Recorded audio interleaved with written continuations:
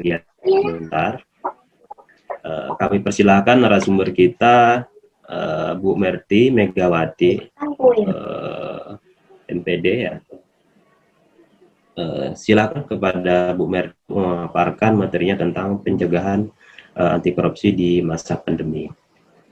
Monggo Bu Merti. Siap. Assalamualaikum warahmatullahi wabarakatuh. Waalaikumsalam warahmatullahi wabarakatuh. Ya, terima kasih Bapak Moderator yang langsung menodong saya.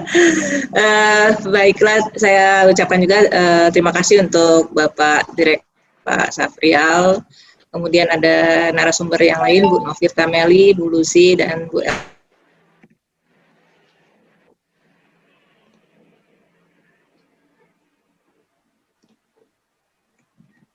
gitu loh untuk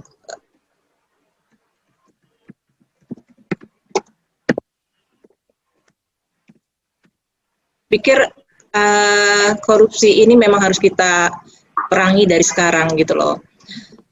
Spontanitas aja ini Bapak Ibu, kalau kesiapan secara materi mungkin saya belum ada pengalaman, untuk pengetahuan juga belum ada, tapi hanya mungkin ini berdasarkan pengalaman-pengalaman saja gitu ya Bapak Ibu.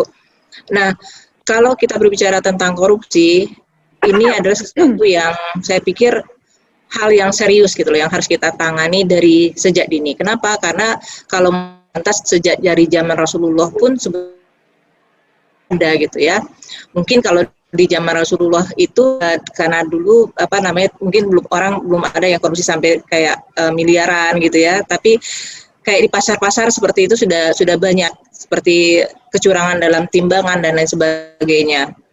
Nah, sebenarnya kalau kita kaitkan dengan agama Islam khususnya itu sudah mengatur itu semua gitu loh. Karena apa? Memang korupsi ini sudah terjadi dari zaman sejak dulu kala sampailah sekarang. Nah, yang bisa kita lakukan mungkin dari diri kita sendiri dulu Bapak Ibu. Saya pikir seperti itu.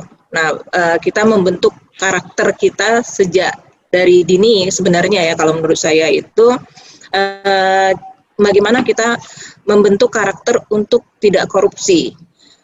Karena menurut saya korupsi itu bisa saja terjadi karena ada niat plus kesempatan. Udah kayak kriminal ya.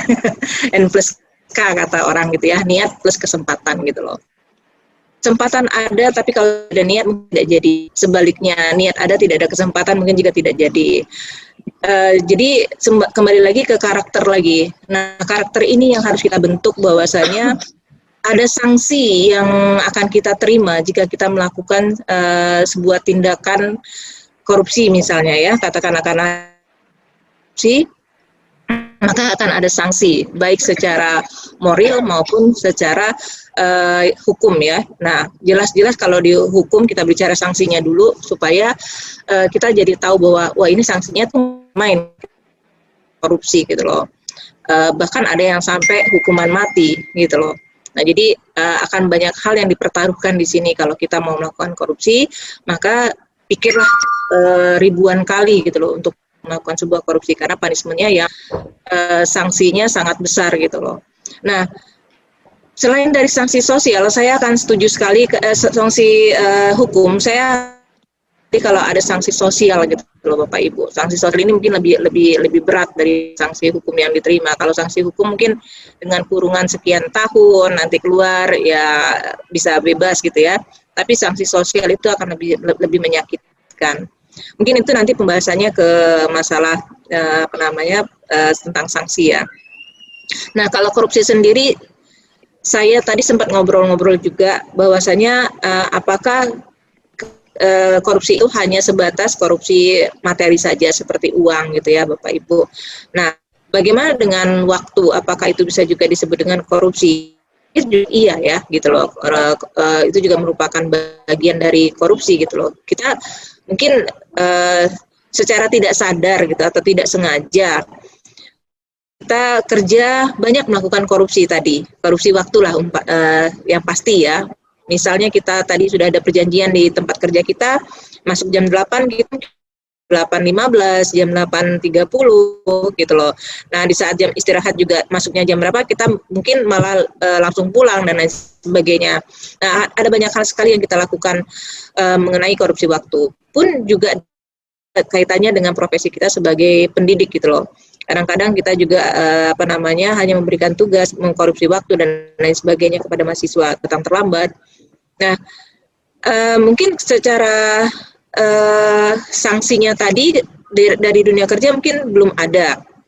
Tapi lebih kepada ke beban moral kita aja, tanggung jawab kita saja mungkin. Nah, disinilah karakter-karakter itu yang perlu kita bentuk, bahwasanya ada punishment dalam diri kita, apa nih yang harus kita lakukan gitu loh. Ya, jadi kalau misalnya korupsi waktu di dalam kedisiplinan kerja, mungkin kita tidak kalau misalnya ekstrim sekali kalau kita langsung mengembalikan hak yang bukan hak kita gitu ya. Mungkin ada dari pihak terkait mungkin membuat sebuah aturan, misalnya ada pemotongan dan lain sebagainya sebagai sanksi, bahwasanya ini kalau kita melanggar kedisiplinan seperti itu hanya sebagai contoh saja Pak Ibu.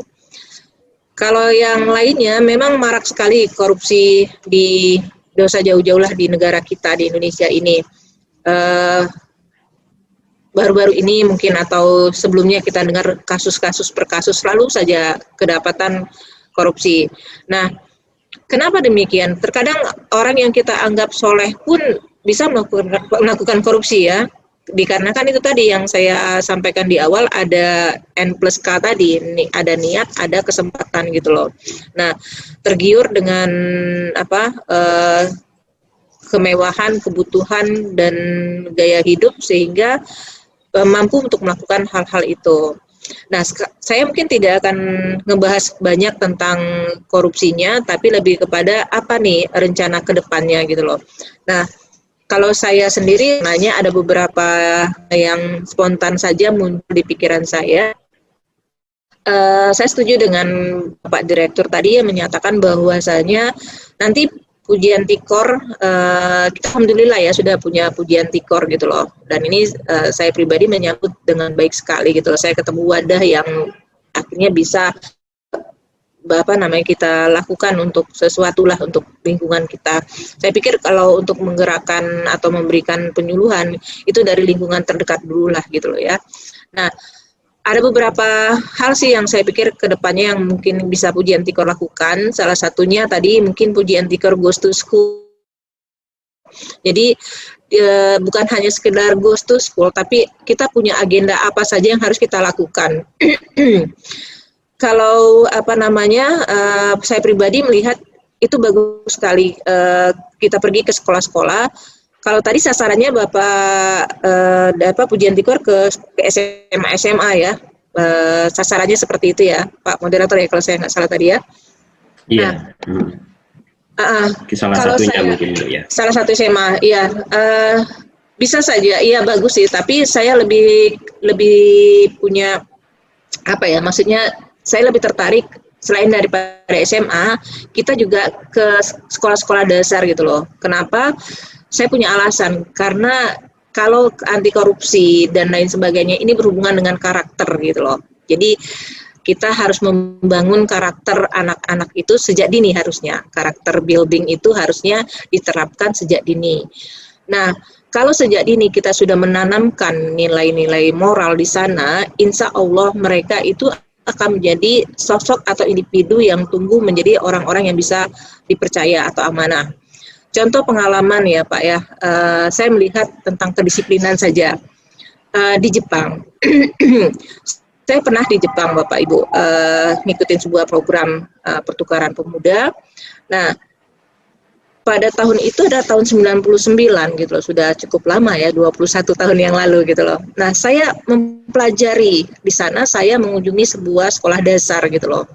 Nah, saya melihat sekolah dasar pada saat itu, saya ngebandingnya dengan saya juga waktu sekolah dasar di kita ya gitu loh. Karena saya pada saat yang samaan, saya sebelum makan itu melaksanakan kegiatan KKN. Nah, jadi ada perbandingan nih, saya melaksanakan KKN di sebuah kabupaten, kemudian di tahun yang sama, beberapa bulan kemudiannya saya berangkat ke Jepang. Nah, saya membandingkan antara sekolah dasar di sana dengan sekolah dasar yang pernah saya lihat dengan mata kepala saya sendiri gitu loh. Nah, dari sisi kedisiplinan, itu demi sekolah, pada saat jam istirahat mereka itu benar-benar rapi gitu loh Pak Ibu. Ya, jadi kalau kita kan teng-teng gitu langsung keluar kantin dan lain sebagainya. Mereka tidak. Mereka banyakan diam di kelas, kemudian datanglah ya. Jadi ada kayak disiapkan gitu loh Bapak Ibu, disiapkan makanan, datang, kemudian dikasih piket. Anak-anak itu dikasih piket untuk memberikan makanan ke teman-temannya, gitu loh. Nah, di sini ada banyak hal yang kita bisa saya lihat yang bisa dipelajari. Satu, kedisiplinan mereka dalam ngantri untuk mendapatkan jatah. Jadi mereka dikasih prasmanan gitu. Terus yang memberikan makanan itu adalah temannya sendiri gitu loh. Nah, di bergiliran nanti temannya. Jadi di satu disiplinnya itu mereka ngantri. Anak-anak sekecil itu lapar tapi bisa ngantri untuk mendapatkan jatahnya. Jadi sedikit cerita nih ya Bapak Ibu ya, saya ini. Kemudian temennya itu pernah ketangkep sama saya nih Pak. Saya kan berdiri di belakangnya gitu lah. Saya ngeliatin gimana sih mereka gitu loh. Nah itu satu kenal. Jadi misalnya dia ngeliat yang jaga ini adalah teman dekatnya dia, CS-nya dia lah kayaknya gitulah katakan. Nah dia minta jatahnya itu dilebihi gitu loh. Kalau kita mungkin bahasa kita ya, aku ditambahin satu dong gitu loh. Ikannya tambahin gitu ya. Terus apa yang terjadi Bapak Ibu? Anak itu yang bagian piket itu dia tuh langsung ngomong, enggak, jatah kamu cuma satu, tidak boleh lebih dari satu, karena yang lain belum dapat gitu loh. Saya tuh yang terharu gitu, gila ya gitu, anak sekecil ini gitu loh, sudahlah disiplin ngantrinya bagus gitu ya, terus pada saat dia diamanahkan tugas, dan teman dekatnya meminta jatah, yang kalau dia pun kasih itu nggak bakalan ketahuan kok Pak, orang lauknya banyak gitu loh ya, tapi dia tidak mau. Dia tidak mau memberikan satu ekor ikan pun kepada teman akrabnya itu gitu loh. Nah, saya memetik hikmah di situ. Gila ya, orang Jepang itu dari kecil sudah diajari kedisiplinan dan kepercayaan. Dia bayang dong Pak, kalau ini terus dilaksanakan, bahwa ini anak akan tumbuh menjadi pribadi yang amanah gitu loh. Nah itu loh. Nah jadi itu tahun 99. Bapak bayangkanlah dengan kemajuan teknologi, kemajuan pendidikan, pasti lebih ini lagi. Kita tahu bahwa orang Jepang, dan harus kita akui, mereka itu sangat disiplin gitu loh Pak. Sangat-sangat disiplin. Nggak usah jauh-jauh lah, negara Singapura juga begitu ya, yang bersihnya luar biasa. Bahkan kalau Singapura itu sendiri kebersihannya, yang saya tahu tingkat pertama ya di ASEAN ya gitu loh. Nah jadi kenapa bisa seperti itu? Karena mereka adalah pribadi-pribadi yang disiplin. Entahlah disiplinnya itu, nah ini yang saya belum ketemu Pak. Kedisiplinan atau karakter yang terbentuk itu apakah bagian dari kurikulum mereka yang sudah diajarkan sehingga terbentuk secara dari kecil gitu ya, ataukah karena ada suatu punishment yang kuat sehingga mereka takut untuk melakukan kesalahan gitu loh. Jadi kayak misalnya saja ya, kalau di Singapura yang saya tahu, kalau kita buang sampah sembarangan atau meludah sembarangan gitu loh. Dan tapi itu membuat efek jera kepada masyarakat gitu loh. Sehingga it works gitu loh. Itu sangat berpengaruh bagi masyarakat, sehingga kita bisa lihat MRT di sana sangat rapi, bersih, tidak ada yang aneh-aneh. Tapi sementara kalau kita bandingkan dengan kita, mungkin udah banyak coretan ya, kayak baru Transjakarta aja mungkin busnya udah yang gimana-gimana gitu kan ya. Nah kenapa itu? Jadi apa masalahnya gitu loh? Apakah karena Singapura negara kecil sementara kita yang besar, secara geografis juga yang terlalu luas, sehingga sulit untuk mengembangkan atau membuat kedisiplinan ini adalah merupakan sebuah tantangan buat kita sendiri, saya pikir gitu loh ya. Nah, ini juga sering menjadi pembahasan saya secara pribadi sama teman kalau lagi ngobrol Bapak Ibu. Nah, makanya saya tuh sambut banget ini wadah ketika ditawarin, mau nggak nih? Wah, seneng banget saya gitu loh.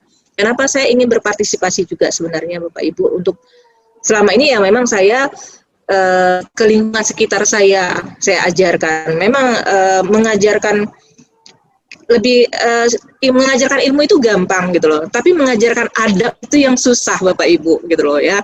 Dan itu harus dari kecil, saya pikir harus benar-benar dari dini mungkin gitu loh. Kalau sudah besar agak sulit ini gitu loh. Jadi saya sebenarnya agak kurang setuju kalau misalnya ada karakter building itu dilakukan di universitas. Ya sebenarnya mungkin setuju 100% tuh enggak. Kenapa? Karena orang yang sudah berada di universitas itu rata-rata sudah dewasa dan karakter mereka tuh udah kebentuk gitu loh, pribadi mereka sebenarnya udah kebentuk gitu ya. Tapi kalau dari kecil, dari dini, dari SD bahkan dari tingkat TK kita lakukan itu, dan itu kontinu ya, maksudnya nggak hanya sebatas TK, SD gitu, tapi lanjut ke SMP, SMA. Karakter building itu ya, kurikulum karakter itu memang. Kenapa hal ini saya pikir, hemat saya sih, insya Allah itu akan tutup gitu loh.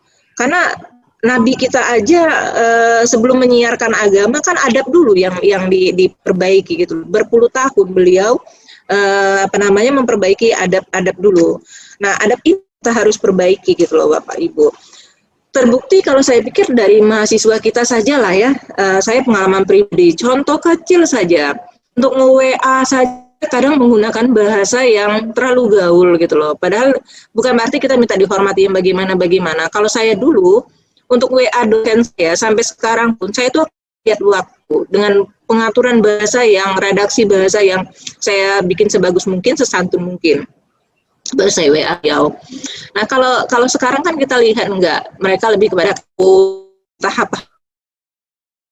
Nah terkadang juga nggak jelas gitu hal-hal yang tidak penting mereka tanyakan gitu loh. Bukan berarti kita tidak mau menjawab ya, di sini etiketnya mereka tuh kurang ada, saya lihat tuh. Nah jadi ada banyak hal yang perlu kita rombak atau perbaiki atau bosan-bosan atau tidak, kita mengingatkan mereka gitu loh. Saya tidak tahu ini salahnya di mana sehingga ada kayak yang terputus untuk pembelajaran etika. Saya yakin bahwasanya etika itu kan mungkin tidak dipelajari di sekolah-sekolah, tapi di rumah diajarkan gitu loh. Nah, saya tidak tahu putnya di mana. Sehingga terjadilah pergeseran sekarang ini. Saya lihat yang bisa kita kadang-kadang generasi micin ya, mereka itu semena-mena gitu loh terhadap orang tua. Mereka tidak ada penghormatannya ya, yang tua juga kadang kurang menyayangi muda gitu loh. Nah ini yang harus kita lakukan gitu loh Bapak Ibu. Jadi sebelum kita berbicara tentang anti korupsi lebih jauh, saya pikir karakter building ini yang harus kita bentuk dulu Bapak Ibu. Dan itu saya sangat mendukung banget kalau misalnya Pujian Tikor bisa goes to school. Coba kita dari yang kecil, dari yang tingkat paling dasar dulu Bapak Ibu gitu loh. SMP, SMA, dan itu berjenjang. Maksudnya jangan hanya SMA saja, tapi kita main di dasar tadi. Nah, tapi anak kecil bagaimana Bu mau dikasih penyuluhan tentang anti korupsi? Itu kita nggak usah ngajarin mereka tentang anti korupsi, tapi kita mengajarkan karakter mereka untuk tidak korupsi. Karena korupsi tadi saya pikir bukan hanya waktu, terus juga tadi ya dia punya kekuasaan. Tadi contoh yang di Jepang tadi, dia punya kekuasaan loh, dia bisa melakukan itu, tapi dia tidak lakukan. Kenapa? Karena karakternya yang sudah terbentuk. Nah ini yang harus kita kemas. Bagaimana kita memberikan bentuknya tadi ya, nanti apakah kayak role play, drama gitu loh, kita bikin kita mengajarkan mereka bahwasanya kamu berperan sebagai ini, kita kasih dia amanah gitu loh ya, apakah dia mampu untuk melakukan. Ketika dia melakukan kesalahan akan kita koreksi bahwa itu salah, nah itu tidak benar, yang benar adalah seperti ini. Nah kalau ini continue kita lakukan, artinya bukan hanya sekedar datang sekali, goes to school sekali, terus ngilang, itu percuma. Tapi kita lakukan itu berkala. Apakah sebulan sekali, ya kan? Itu kan lah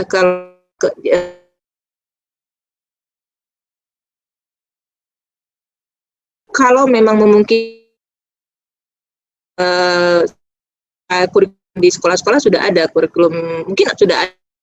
Nah, didikan tentang sebagainya ini perlu, karena akan Pak, nggak akan cukup sampai di sini. Karena apa? Zamannya sudah ada. Nah, dan saya pikir itu tidak akan pernah berakhir sampai akhir zaman gitu. Nah, yang bisa kita lakukan adalah mengurangi mungkin. Nah, bagaimana cara mengurangi? Kita mungkin tidak orang Indonesia seluruhnya bahwa nggak bisa mungkin, tapi kita lakukan dari lingkungan kita dulu tadi, mungkin dekat ke keluarga kita, ke anak. Contohnya depan mata saya di Jepang gitu ya, saya melihat ataupun di Singapura dan sebagainya dengan kita gitu loh. Nah jadi ayo kita sama-sama melakukan kegiatan ini secara beramai-ramai gitu loh, sporadik gitu, kita menyebar ya sama-sama gitu, yang tanpa sadar mereka bahwasanya melakukan penyuluhan. Jadi kalau menurut itu terus poin gitu ya, harus ngobrol seperti ini. Mungkin ini karena masanya pandemi gitu loh. Tapi bisa kita lakukan dengan banyak cara gitu loh. Misalnya kita juga tidak hanya goes to school, tapi kita bisa juga goes to community. Kan ada banyak sekali komunitas-komunitas yang ada di Jambi, Provinsi Jambi, itu yang bisa kita gandeng gitu loh. Kita ngajak ngobrol asik gitu loh. Jadi kalau di masa pandemi ini mungkin bisa kita akali dengan podcast ya, dengan media sosial, dengan teknologi gitu loh. Jadi tinggal cara-caranya aja yang bisa kita lakukan gitu loh, Bapak Ibu gitu loh. Sesuaikan dengan kondisi saat ini gitu loh. Kalau kondisi tidak memungkinkan apa namanya bertemu langsung, mungkin kita lakukan dengan cara ya podcast tadi umpamanya. Podcast mungkin karena adalah suatu media yang sedang digandrungi oleh banyak kalangan ya. Nah, jadi semua orang bisa melihat itu gitu loh. Nah, kita bikin hidup suasananya itu. Kita bikin tanpa sadar ngobrol-ngobrolan kita itu menjadi inspirasi buat mereka gitu loh. Jadi kisah-kisah atau apa yang bisa memberikan inspirasi, bahkan mereka tidak akan berpikir tidak apa ya, kalau sanksi rasanya sudah cukup banyak sanksi yang diberikan oleh pemerintah ya. Mungkin sebagai salah satu contoh, saya ada lihat di namanya Pak Sahri, bahwasanya ada dari negara Denmark. Coba saya share di sini ya Pak Ibu ya, sebentar. Oke Ibu, mungkin waktunya kita berikan. Silakan di-share, boleh kita kasih waktu. Enggak sih, tadi ya saya hanya mau share aja masalah apa. Boleh, ya. Memperlihatkan bahwasanya ada sanksi-sanksi dari Finlandia, dari Denmark, bahwa kayak negara Denmark itu mereka tidak lagi memberikan sanksi kayak hukuman mati, tapi lebih kepada sanksi sosial gitu loh. Nah itu yang lebih berat kan itu loh. Bisa saya sampaikan Bapak Ibu dengan kondisi yang sangat mendadak dan hanya spontanitas saja ini. Mungkin kalau kedepannya bisa disiapkan lebih baik, mungkin akan saya lebih baik lagi gitu. Terima kasih Bapak Ibu atas kesempatan.